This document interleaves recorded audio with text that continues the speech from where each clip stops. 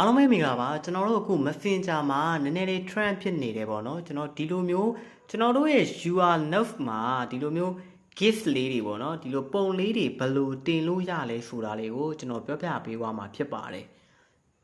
အရင်ဖုန်းအနေနဲ့မိတ်ဆွေရဲ့ Messenger ကဘာရှင်းနေတယ် update မတင်ရသေးဘူးဆိုလို့ရှိရင် Play Store မှာကျွန်တော်တို့ Messenger ကိုအရင်ဆုံး update လေးသွားတင်ဖို့ကြံပေးပါတယ်အဲ့ဒီတင်ပြီးသွားပြီဆိုလို့ရှိရင်ကျွန်တော်တို့ဒီလိုမျိုးပေါ့နော်ကိုယ့်ရဲ့ note မှာဒီလိုမျိုးပုံလေးတွေပေါ်နေအောင်ဘယ်လိုလုပ်ရမလဲဆိုလို့ရှိရင်ကျွန်တော်တို့ note ဆိုတဲ့နေရာလေးကိုနှိပ်လိုက်ပါ UR note ဆိုတဲ့နေရာလေးကိုနှိပ်လိုက်ပါ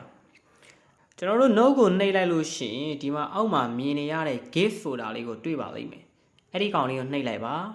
အဲ့ဒီ GIF ထဲမှာမိတ်ဗီဒီယိုတင်ခြင်းတဲ့ပုံလေးတွေကိုစာရိုက်ပြီးရှာလို့ရလို့ဒီမှာပြထားပေးတဲ့ပုံလေးတွေကိုလည်းယူသုံးလိုက်ပါတယ်ကျွန်တော်အစမ်းအနေနဲ့တစ်ခုတင်ပြပါမယ်ပြီးပြီဆိုလို့ရှိရင်တော့ကျွန်တော်တို့ဒီပုံလေးကိုရွေးပြီးသွားပြီ GIF cut လေးကိုရွေးပြီးသွားပြီဆိုလို့ရှိရင်ပေါ်မှာမြင်နေရတဲ့ share ခလုတ်လေးကိုနှိပ်လိုက်ပါဒါလို့ရှိရင်ကျွန်တော်အခုလက်တလော GIF စားနေတဲ့ Messenger My Notes မှာဒီလိုပုံလေးတွေတင်တဲ့ဟာလေးကိုရသွားပြီပဲဖြစ်ပါတယ်